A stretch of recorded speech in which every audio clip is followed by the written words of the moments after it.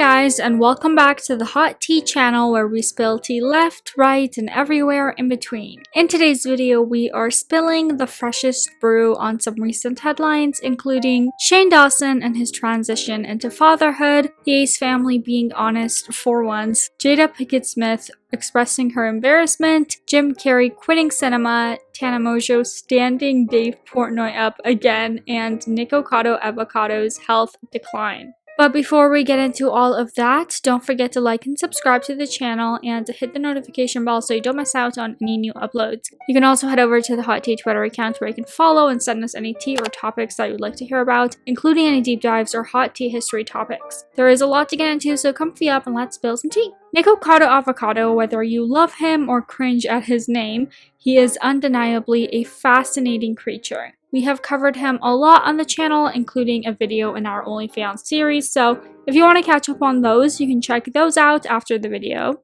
But Nikocado has hit our headline today not for explicit content and extreme mukbangs, but rather for his health. This week, he posted a video to his second channel, More Nikocado, called I Might Have Cancer. Okay, Ashley, here we go. I know I have a huge double chin. I used to be so attractive. I used to be so skinny, but just look. Okay. In classic Nikocado style, this video takes a little while to get going. He describes that his hair is too pointy and that he needs an assistant and that things are a little loose in the trapdoor department. But he does eventually disclose that one of his, quote, tennis balls isn't feeling great. My left tennis ball. Doesn't feel good. He continues to say that he thinks that the pain might have been due to extra corn shucking that day, but that following day he says that he shucks no corn at all and there is no improvement. Do you get what I mean? Are you picking up what I'm putting down here? I think it's safe to say where he's going with that video, and he explains that he had checked for lumps and everything, but it all seemed normal apart from the pain. I'm in pain too, to be honest. Look at this cut. Literally, a dog could edit better. Let's make this a little pretty, and let's feast. I'm so excited. Here we go. 1, 2, 3, bam.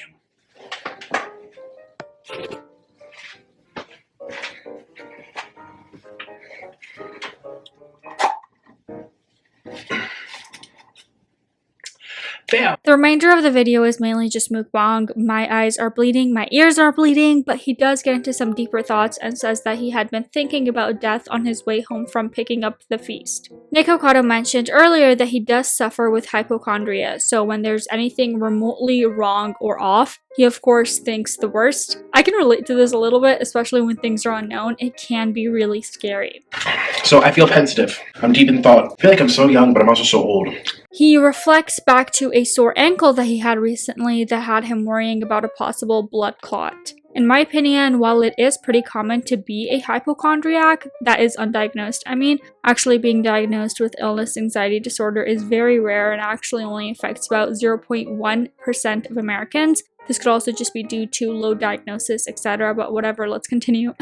Nikocado might have additional stress on himself when something in or on his body isn't acting like it usually does, because possibly he's aware of the dangers that his lifestyle puts on his body.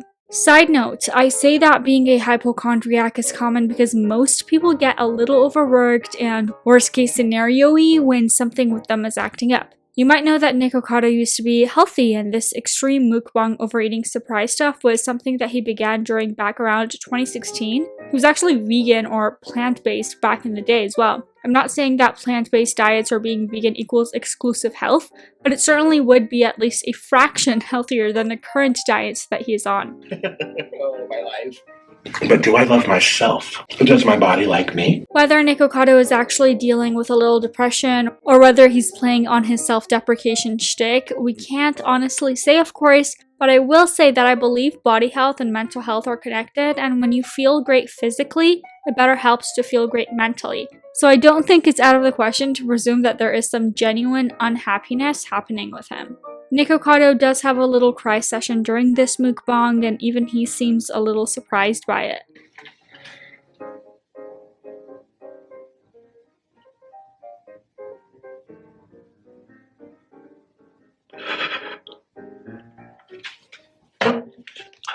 Of course, I understand that the tears bring views for Nick, and a lot of the time throughout his videos, he pulls these faces for thumbnails, and I know that there is a genre for all interests, and some people enjoy watching an overweight man cry while overeating.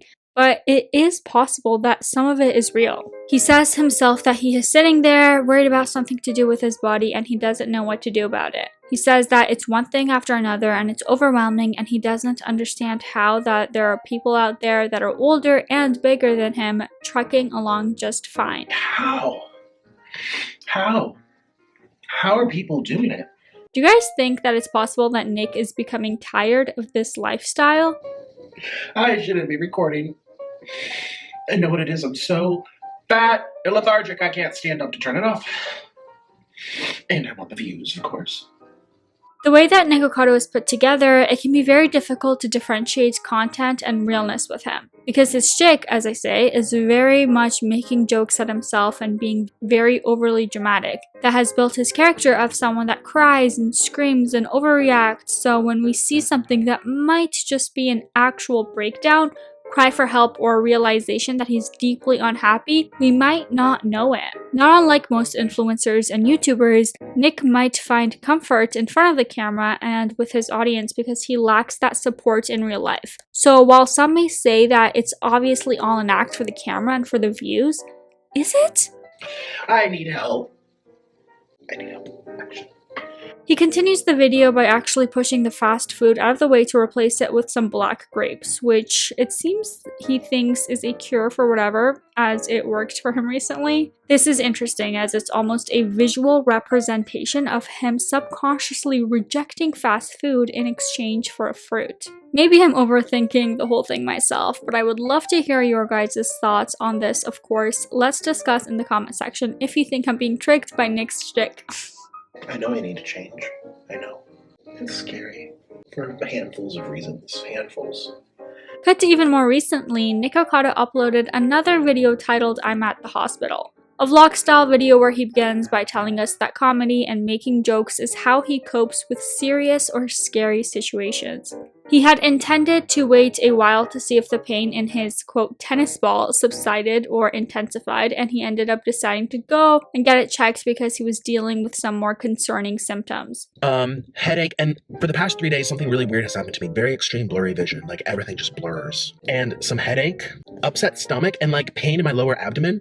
He takes us into the urgent care that he chooses and into the restroom where he spends a lot of time filming and making jokes before getting his urine sample ready for testing. We join him in the exam room for a while before he returns to his hotel and informs us that apparently there are no answers as of now as to what is causing the pain for him and that the doctor wants to do an ultrasound to see what's going on in there. Now I just have to sit here in pain, literally in pain, and just imagine the worst. And it's like, oh my god. Clearly stressed by the prospect of possibly being sick, Nick ends his vlog with a scream, and that's all we know as of right now. Hopefully it's nothing too serious and Nikocado can get back to what he does best, but we will report more on this when there's more to report. And moving on to some Shane Dawson news, according to Ryland's recent podcast, they are full steam ahead with baby arrangements. There's a million meetings in this trying to have a kid process. Feels honestly like a full-time job with the amount of emails. Tomorrow we're going to the fertility clinic, which means that we're preparing ourselves to give semen. Did you guys know that having a baby was this time-consuming? Ryland details in this episode that this upcoming visit to the clinic is to just test their, quote, stuff, and then steps will come later for moving forward with production of the baby. It seems that Shane is getting fully into dad mode already, though, as he has inserted himself back into Snapchat and is posting there again with just full-on dad energy. This is... Okay, maybe I shouldn't be back on Snapchat. Oh my god. This is crazy, but also the baby with the chest hair is a choice. And while on the topic of cringy family stuff, the Ace family have come out and clarified why they are still on YouTube. For those who keep asking, why are you still filming? I thought you guys were done with YouTube. We are not done with YouTube. This is our last year on YouTube. So 2022 is not over yet. And we never said we were quitting YouTube or leaving YouTube completely. We just said that we won't be as active. As much as I love to catch the McBrooms in a lie, this I actually can vouch for. They did say that they were going to finish out the year and then be less active. They didn't say quit entirely. But of course, they always come out with some misleading shit for views, so who's even surprised on that? Speaking of the Ace family, is anyone going to Ace Fest? Tickets go on sale soon, so I would love to know if anyone is going here. And in other news, Jada Pinkett Smith is apparently not fully stoked on the slap situation and actually wishes that Will didn't do it. According to a recent article in Us Weekly, a source apparently said that while Jada is not necessarily angry with Will for the slap, she does say that he overreacted and supposedly they both think this.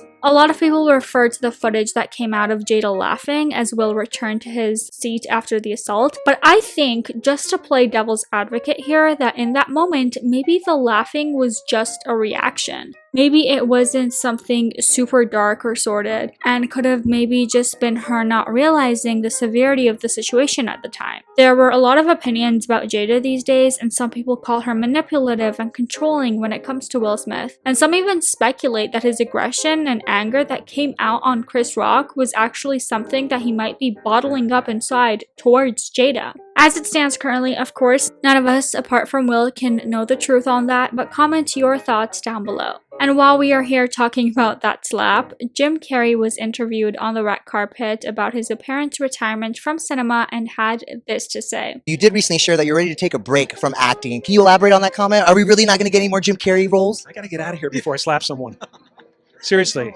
Jim Carrey came out recently during an interview with clear disgust for the entire slap situation, even calling Hollywood, quote, spineless and no longer the cool club. And in my opinion, I think he was more affected by this event than some might realize. Jim has been in less and less films over the years and has spent a lot of his time more invested in his art and painting, so in my opinion, a retirement from film was coming, but I think that the slap is what pushed him over the edge and maybe he really just doesn't want to be in that industry anymore. And who can blame him? He's been doing this forever and has made his mark and he can fully move on to do other things these days, like all the power to him. Someone that shouldn't be quitting their day job anytime soon, Miss Tana Mongeau. Tana was due to be on the BFFs podcast this week and canceled again. I'm looking at the sheet, it says Tana Mongeau, and then I guess she bailed. Like, literally, the sheet had her on it. So I guess she bailed 10 minutes before? Yeah, she texted us like 30 minutes ago and was like, I'm puking everywhere. I can't come. Classic. Saw that one coming. So what a piece of shit. Apparently, she used the exact same excuse that she used the last time she canceled on them. And to be honest, you guys, what did you even expect from her?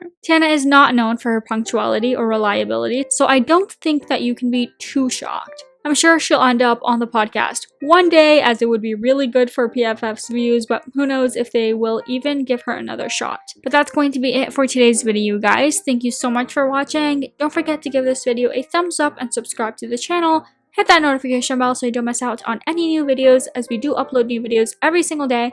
And for now, here is some eye bleach.